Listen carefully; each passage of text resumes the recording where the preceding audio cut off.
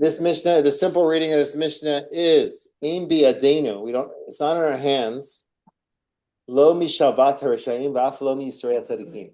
Rabbi Yanai said it's not in our hands either the security of the wicked or even the afflictions of the righteous. I mean, like we don't. The simple understanding of this is that we don't know how to explain. You have to name it. That we're never going to fully understand why the righteous suffer and the wicked prosper. There's a lot of explanations for this in our tradition. There's maybe like 30 explanations for this. Something like that, like good things happen with bad things. Whatever, bad things happen. Yeah. When bad things happen to good people by Rabbi Harold Kushner. There's other books as well on the topic. There's a book that came out, a Chabad response, like why bad things don't happen to good people. Like a response like that. But like in the end of the day, and we just have to admit it, that we're never going to fully understand it. Like we can't. We're not Hashem. Like Hashem knows the story. That was the parable I brought last week of the Turkish rug from Rabbi Sachs, where he said, like, if you see a rug on the bottom of the rug, Turkish rug, it looks kind of like just threads and it's disorganized. If you flip it over there, you see the top of it. You see it's beautiful. It's like beautifully laid out. It's perfect, right? So he says it's the same thing. From below, when we look up to Hashem's judgment, it all looks blurry. We can't fully understand it. But from above, when we'll be looking down, we'll get to understand more about why Hashem does what Hashem wants. So that's the bottom line. And it's true. This is the bottom line. I can sit and explain to you many explanations for why bad things happen. And there are. And I think that they're right. And in the end of the day, there's aspects of it that we don't understand. That's like the bottom line. So it's we talked about this a few times already. Basically, there's like different models for explaining tragedy. One of them is the faith model, which is basically like we have faith that God knows what God's doing, and we're not going to fully understand it.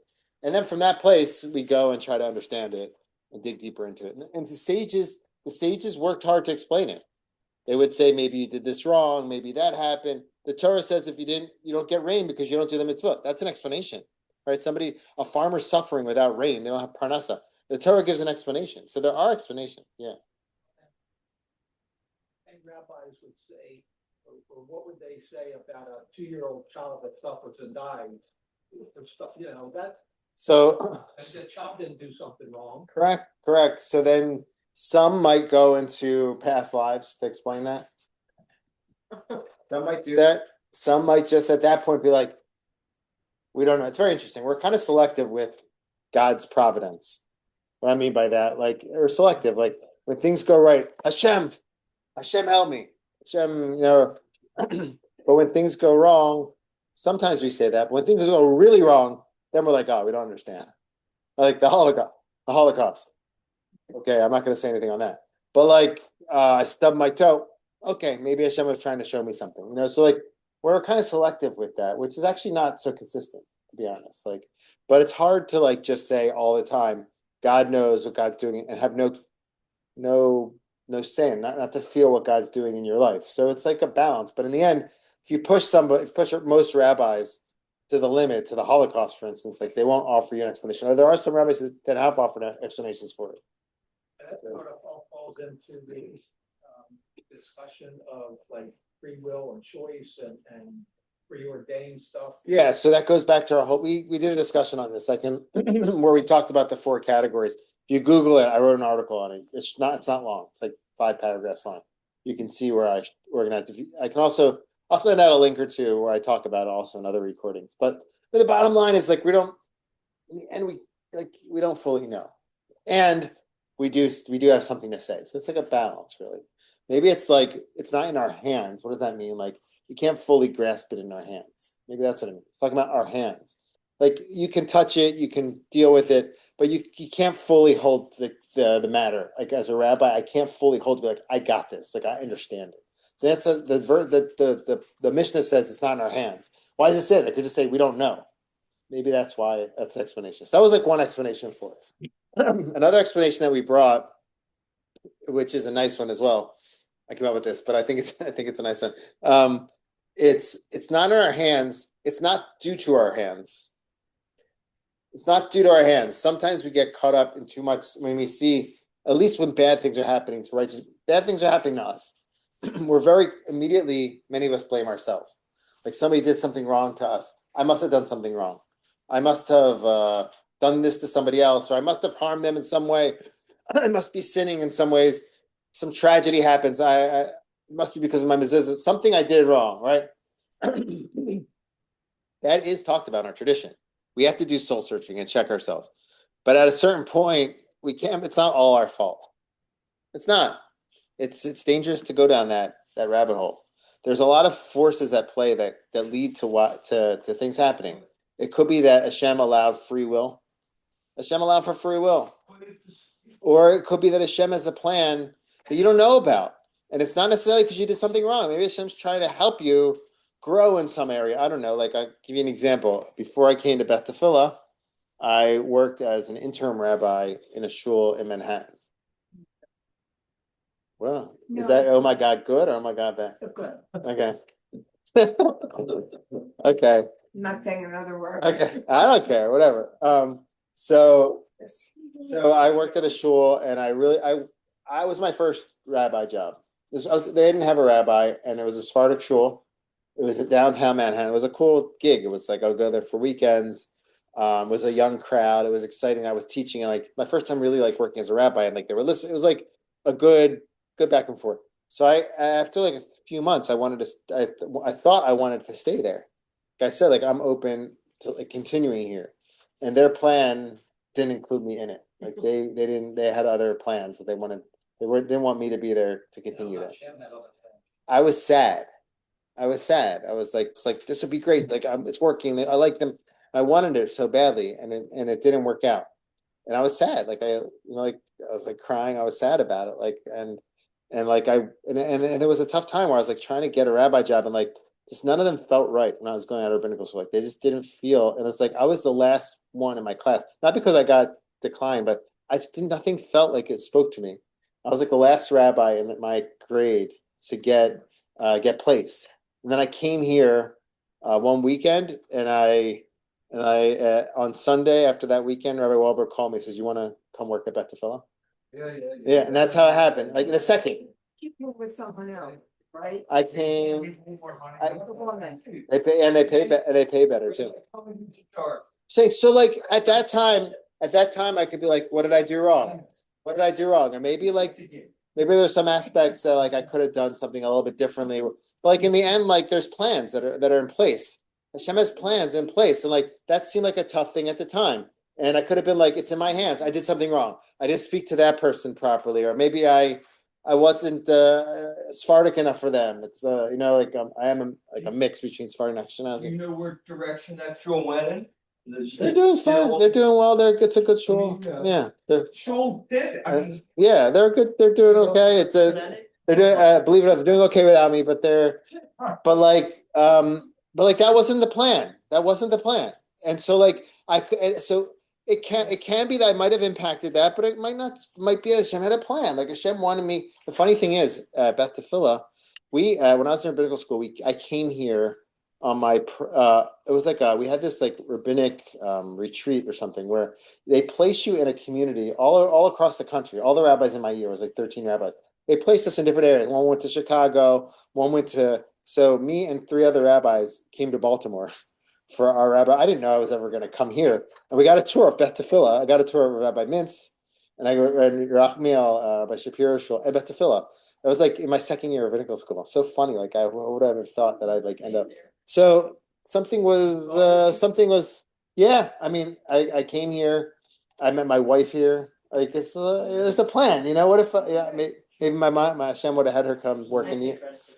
Yeah, and so exactly. We met Sandy, and then all right. So I'm just saying there are other things beyond our actions that lead to results, and it's not always a happy ending either. I'm just saying it's just not always our fault. And so we have to have patience about what the future is going to bring to us, and it looks terrible now. But if we can just be patient, hopefully we'll be able to reflect backward. Yeah, and if not, just to know that Aim Biadenu, when it's the verse says Aim, I think I was bothered by the language of Aim Biadenu. So I was like, why is it saying in our hands? Like it just said we don't. So I thought it's like literally our hands. Like, my hands didn't cause this. Aim Biadenu lo mi at least talking about the afflictions of the righteous. Like, I'm not gonna be righteous, but like we're not always evildoers, So it's like when something happens, when we're being afflicted, it's not always due to our hands. Sometimes it is, sometimes it's not. So we have to do teshuva. Something wrong, you have to do teshuva. You have to fix your acts. You have to become better. We mourn on Tisha B'av because the temple was destroyed because of our actions, right? So we believe that our actions impact things, and there's other things involved that. Maybe thing is more like you can't even, is like you literally can't touch. It's not something you can touch to understand. So that's the first explanation. Yeah. That's the first explanation. I was kind of taking and saying, I can touch it, but I can't hold it. But you can also say you can't touch it. What? Very burning bush. It's like. Yeah. Yeah. You tell that story. It's a wonderful story. I mean, life sometimes throws you those wonderful stories. And the way that story twisted and turned and this. And now, February the 12th of 2026, you're sitting here and you're teaching Lincoln's terrorism. birthday. And it's No, just, 14th. I'm assuming you're a happy guy because you got it seems like a pretty darn wonderful life. You landed here, but at the same time, sometimes in life, It doesn't work out there. something terrible happens. You have a misfortune to have this. Everybody has something. Everybody has their story. Like nothing. Yeah, so- Everybody has their story. Everybody has, and you don't know what's going on. I guess this. God puts you exactly where you are supposed to. I think. And everything else involved, all your actions included, but So that's the idea. Like, sometimes you have to like. Also, the adenu could be another piece to this. Is like, to let go of the control over things. Like it's not like. Listen, like a new explanation. If things are going wrong, you're being afflicted. It's not always in your hands to fix it. Like sometimes you do. Sometimes you have to do your actions and make things better. Sometimes you have to let the process unfold as well. So that could be another explanation. I have one more explanation to this though. Okay. And this is a whole different direction, but this is the piece I didn't talk about last week. I just want to check how's everyone doing at home? Okay. Let's see. Yeah. Okay, cool. All right. Any questions or comments or thoughts? No. You're speaking for everybody there, Ed. Okay, I guess that's. And ends the spoken. He's in tune. Resume. So here's one more explanation. This is connected to bigger question, a bigger investigation. This is the topic I kind of spoke about in the header of the email, which is like dealing with. This is like a whole other topic, but dealing with our enemies, like negotiating and being involved in talks with those our enemies, or those who are like could be seen as guess like contrary to Am Yisrael. Let's say like Israel negotiations and peace talks with surrounding nations. When do you know when to engage, and when do you know when not to engage? Like how do you know? How do you decide how much you should seek peace? How do you decide when definitely not peace? Like fully going full force against them. Like how do you know? How you distinguish who's a player and who's not? That's kind of like the topic I kind of want to talk about, and I think that topic is gonna. I'm really switching topics here from my career to like wars in Israel, but whatever. But like, I think this mission, the next mission, even the next mission after that, can speak to this topic. So we'll take just a moment to speak about that. Like, what do you think? Like, what's Bibi Netanyahu has said for many years, like. There's no one to talk to on different situations. Like that person, we can't have peace talks with them because there's nothing to talk about. When do you get to a place where an enemy or somebody across from you is not a player in the discussion? What do you think? Yeah, I think the word is compromise. Can you whomever it is, forget the geopolitical, anybody, any situation. Can we compromise? Can you, like people say, kind of meet you halfway? Can I do this? There are some things in this world that we might not be able to compromise with. okay. But again, I'm not in charge of that. Mm-hmm. But somebody's got a plan for that as well. When is like, so when is it good to like, yeah, yes, I yeah. think you have to have mutual respect. If there's no respect, if the other side doesn't see you as a human, then there's no discussion that will get you anywhere. Or could you imagine a situation where the other side doesn't see you as human, but still in a utilitarian way, you can get what you need in that negotiation? I could probably see something like that, no? Like America or some other countries forcing the other country to engage in the peace talks, even though they don't really count you or think that you're. That's sort of peace through strength. Mhm. I guess the piece I'm going to try to get to is like, when is it? We're supposed to be a peaceful nation. Like we seek peace. Am Yisrael is supposed to be seeking peace. Like that's our overall. And there are times when we can't do that. Like when are the times that we can do that, and when are the times that it's like it's dangerous to do that? Like how do you? I don't know. Yeah, Well, Look at, what is your? I see you then right after Ted. Best interest. Where is your red line? And particularly with Israel, there's certain things they can do or can't do. Like if it's your survival at stake, definitely that's a red line. Yeah. Or like for something around Hamas, they're not about to. I'm sorry, Iran. They're not about to give up their missiles, and they're not about to give up their nuclear catch. Mm-hmm. And that's their best interest. Then I saw you were going to say something. Lynn, you want to share? Yes. So sometimes they say, the best offense is a good defense. It's hard to negotiate in good faith if not only do they not see you as human, but they see you as not having the right to exist. And if that's how someone comes to the table, that you're not worthy of our time, you're not worthy of living, then why should we negotiate with you? So that would be a reason not to negotiate, not to come to the table with them, with another group or with another person. Mm-hmm. And then on the other side, you would want to negotiate with someone or try to seek peace with someone if you feel like the other party also wants to actually have peace. I think that's the problem. They're like, see if they really want it, like not just if they pretend. really want it, they're not just pretending or just trying to do it to win brownie points with somebody else, so to speak, but that they actually want peace. I think there's a lot of falseness in both. We're talking about individuals, but we're also talking about regimes or whole governments. So Yeah, thanks. and if Israel is a people of peace, then that's something that's built into our DNA. So that's something that we come to the table with at all times, but we cannot expect that others are going to act the same way as we do. Yeah, and a follow-up question, and well, share right after this, but the follow-up question would be like, what happens when we act peacefully with people who are actually not partners? Like, what happens? That's like interesting. Yeah.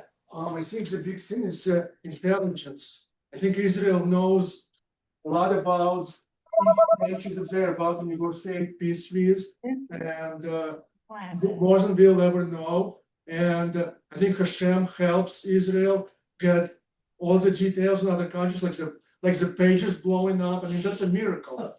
Hashem is working with the idea and with Israel and helping them out. That's why I'm so shocked how October 7th, how that was actually missed like that. I still can't believe it. Like from Hashem side, or No, not necessarily. Just that's yeah. That goes back to the tragedy. My feelings on I don't know them, but I have a feeling I'm going to. the country was so divided and fighting with October each other and everything, and you could say Hashem brought this about to bring Israel back together. Yeah. All right. So let's move. That's the more the why tragedy happens. I want to bring us back to this mission interpreted now, and then the next mission is kind of think about this theme of proper players in in peace discussions and like who should we, when is it dangerous for us to engage in peace conversations, when it's a proper thing, what's at stake. So I think this Mishnah could be read this way as well. Ein bi'adenu, basically it's saying we have to declare that it's not in our hands, the security of the wicked. Right? We have to say, and the afflictions of the righteous. Sometimes when you are engaging in peace with somebody who wants your downfall, who's against you, you in the end are ensuring the security of the wicked. Right? You have to know that the person you're engaging in conversation, it can be in Israel, it can be at work, it can be in a negative relationship. It's who are you? The person you're dealing with, you are being overly kind to them, and sometimes that's helpful. Sometimes that's to your detriment. Sometimes they can take advantage of that. And so it's saying here, we have to say, "Ein bi'adenu." Our hands aren't involved in ensuring security of the wicked. We should help people. We should be kind. We should be thoughtful, but we should not be actively facilitating wicked people to become more wicked. And sometimes we do that by being overly nice to people who are doing the wrong thing. And as a result of that, the Mishnah is saying, or the afflictions of the righteous. What happens in those cases is that the righteous become afflicted. Sometimes we are not proportionally spending our energy on the righteous, but instead we're trying to appease the wicked. And through that, the righteous end up suffering. A clear example of this is teaching in a class. I'm not saying any of the students are wicked, God forbid. But sometimes, I don't know, I've had a few, whatever, but not in this class, obviously. But like, Sure. And you're pointing back here, and that's what you're doing. all right, that's Doing this. she was doing it with her hands. She was pointing Biadena. But like, if you're teaching a class and you have a few troublemakers in the class and you don't set proper boundaries for those troublemakers, you're being kind to them. But those troublemakers end up ruining the whole thing for all the other righteous ones who are trying to act the right way. But it goes way beyond that. It's all kinds of situations. We have to be careful that we are using our energy to strengthen good and not to facilitate or to strengthen the bad. And it's a really hard, difficult thing to know. Like, and so that's kind of bring it back to our conversation. Like when we're dealing with the enemy, we're dealing with people around us. We have to find people in conversations in Israel who like actually care about us or care about some higher ideal or value. If they're just out to get us and we're consistently appeasing them, in the end, in some ways, we're just strengthening their desire to keep oppressing us. So it's really like we have to know first off, I think, who's righteous and who's wicked and where we're going to spend our energy. So that's like the first thing I think you need to know. So that's like the Mishnah speaking about that. With that in mind, let's go to the next Mishnah because it's connected to the same idea the way I'm going to read it. But let's just understand the simple understanding of it first. I still don't get an answer of why Rabbi Yanai is speaking about this. Like, why is he the simple reading is that we can't understand the suffering of the righteous. Like, why is he the one to speak about that? I don't know. Okay. What's his history, you mean? Yeah, you like that question. I asked that last week, but we didn't find it. Was it last week? Last week, yeah. I think I looked it up now. We're near. No, but I was online. No, I wasn't online. Yeah. Someone looked it up, but we didn't really get Did you ask 1 week last 1 week. week ago? Because I know I looked it up and you said somebody could Google Yeah. it, so I was sitting there. Oh, yeah. But I may have said it on another thing too. I anyway. think there is a connection with this history, so it's worth looking into. Yeah.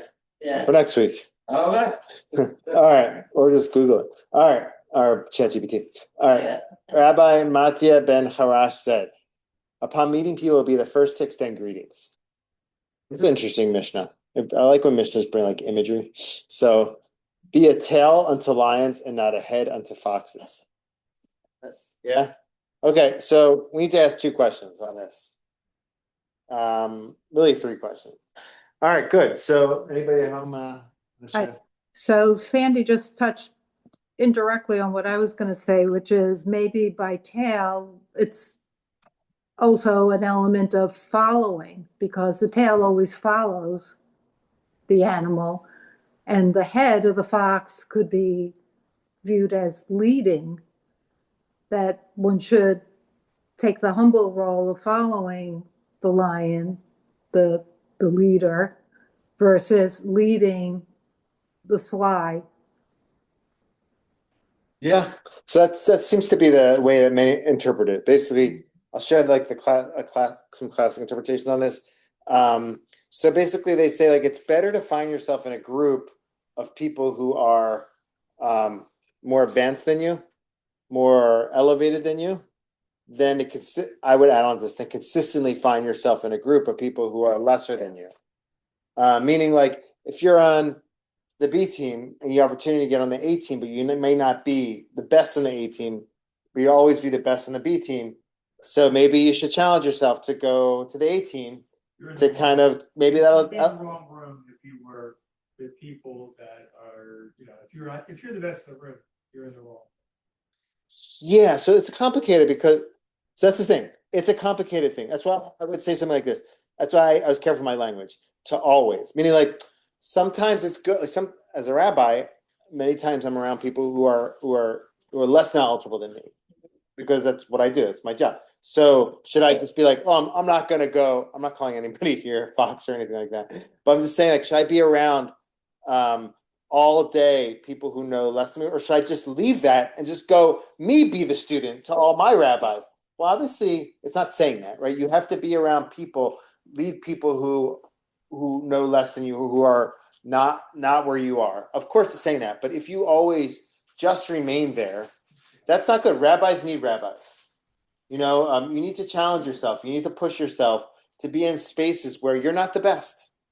And that I think that's what the mission is saying. Challenge yourself to be the tail. Humble yourself to be the tail of lions. It's hard sometimes because it's comfortable to be the leader, the best, but you won't grow that way. You'll stay stagnant. So it could be, yeah. And that would eliminate the whole hero movement. Correct. Exactly. So I can't be saying that. Right, but it's also saying that you should be the first one to say hello. So that's very. So, okay. So to always be the one that comes forward and helps people. Yeah. So it seems like it contradicts it, right? In a way. So It means that you're bringing people along. But it's saying I shouldn't be the head of the foxes. It says I should be the tail of the lions who are bringing me along. Also, upon meeting people, be the first. So that's what I'm saying. It's a little bit of a contradiction, it seems. The first part saying always greet people and be kind to them. Well, what's the second part? Oh, it's a balance.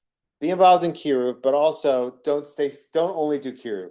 Find yourself also among the lions. That's what it's saying. So I was shuffling the other day, and I was like, all these like recording. I was like listening to YouTube and like kept putting new. I was just recommended new videos to me. So I was like listening to Rabbi Sax's like somehow listening to his like priestly folk drushas, which were amazing. Anyway, so he had this one piece where he's speaking about like how he was like obviously he's a big scholar. He's like, I never learned Gemara properly. He's like, at a certain point, I was into my career. I was a rabbi. He's like, but I didn't know Gemara well. He's like, I went to yeshiva. I went back to yeshiva and I sat with people who it was embarrassing that I didn't know Gemara. They all knew I was like the rabbi of this and the other. He's like, I went there and I sat with them, and and he learned Gemara, and he was able to kind of develop his Gemara skills that way. So that's like the idea is like most of the time he is Makdim B'Shlom Adam. However, he was able to allow himself to follow those who know more than him as well. I want to offer you a way to connect the pieces here. So another interpretation that connected the pieces said like this. They said you have to find yourself among people who are more advanced than you, more like around, be a tail to the lions, but don't lose yourself. Sometimes when you go around like people who are like more advanced than you, or like I don't know, you're going around like you're just starting out a business. You're around the people who are like the top business people, and you're learning from them. Still remain somebody who's seeking out peace, and not just like not just a lion in the jungle. Go around the lions, learn what they have to teach you, but don't lose your kind, peaceful way. So that's how they explain the two parts of the Mishnah. Yeah. But here's another way to connect all the pieces and answer all the three questions that we mentioned. So let's read the commentary here. So this is an idea I thought of with the lion, with the fox, and the shalom. So I'll just read it. Being in service of others is a very Jewish thing. Ed mentioned Avram. Avram's tent was famously, maybe it was Ted. Okay. On all four sides. Okay, welcoming all people. Our Mishnah opens directing us to be in service of others. The first directive is often read as guidance to be the first to extend greetings to others. Okay. However, one could also read this more generally, prodding us to be in service of others, making sure they are bishlom, right? Makdim bishlom, at peace.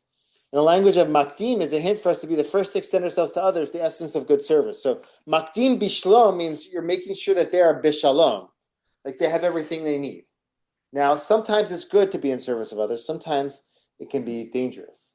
What I mean by that, you have to pick the right people to help, to be in service of.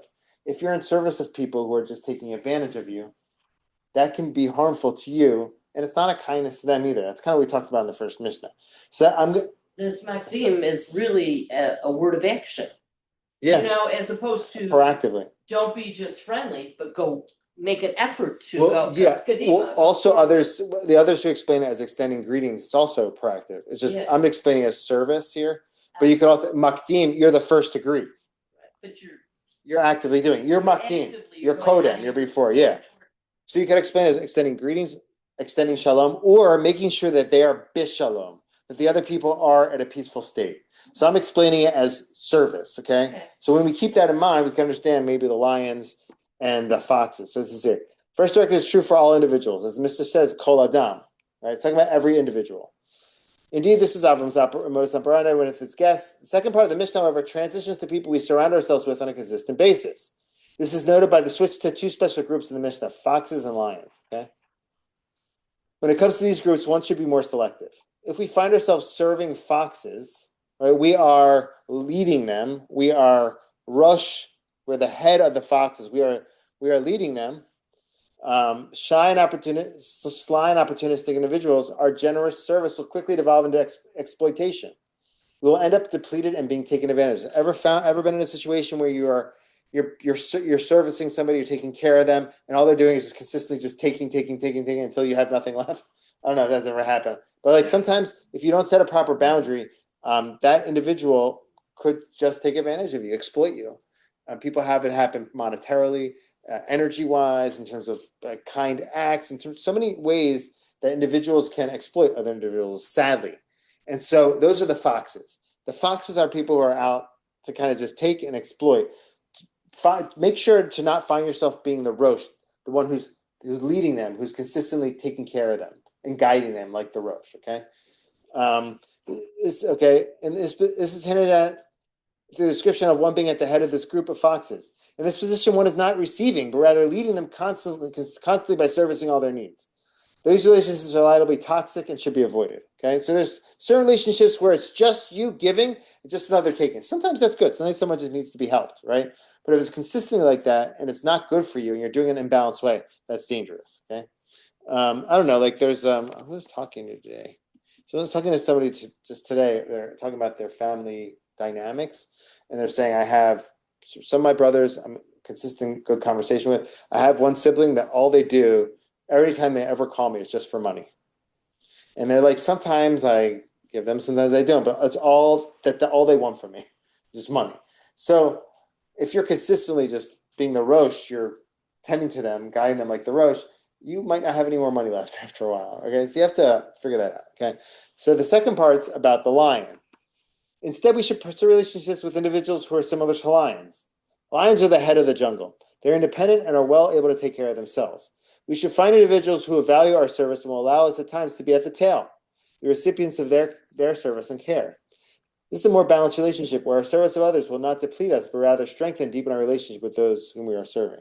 So in other words, the lions it could be understood as individuals who are independent, who are not only there to take from you, but rather they have the ability to take care of themselves as well. I would kind of view this as a codependent relationship and a non-codependent relationship.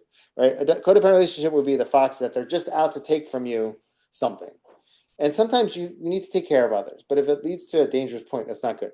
A lion will be somebody who has independence, who has a sense of self, who's self-sustaining, and they need something from you from time to time, and you need something from them from time to time. You have a certain balance there, and those kind of relationships can be extremely powerful and amazing, where it's individuals who are there to help each other, take care of each other, but they're not fully dependent on the other. They have their own dependence. They're like a lion who's able to be an independent personality and take care of themselves as well. So we need to find people who are not only there to take from us if we're looking for friends, but people who are more of a balance, that they're able to take care of themselves and they're there to take care of you and you're there to take care of them. So that's kind of like, I'm explaining the lion that way. And so if you can get to a place where you can sometimes be the tail to that lion, if you have that space in your relationship for that component, that's a sign that it's a positive thing. Like you are able to receive from them as well, not just consistently giving. So that's I kind of got a creative way to read all this together.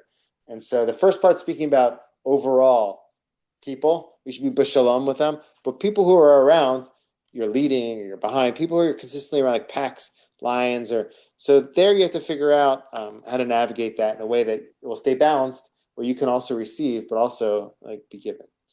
So kind of way to put it together. What time is it? Oh, 7:59. Okay. Let's stop there. All right, shkoyach. Oh, wait. Last thing. 1 minute. 1 minute. How are we bringing this all back to the discussion? I think that's really the topic of this, like politically. We have to find players, I think, who aren't just out to get us, who aren't just foxes. We have to find players in Israel and overall who we negotiate with, who like have ideals, who have values, who want something positive, who are not just out to take from us, take land, take our life, who have our own standing on their own. And if we can be in dialogue with those types of people, it can be a more beneficial thing. So they're trying to do that, like the Abraham Accords, try to find, negotiate with players who actually are here to do something positive and not just take from us or out to get us. And so that's another sign of like figuring out who the right players are to be involved with. All right. Thanks.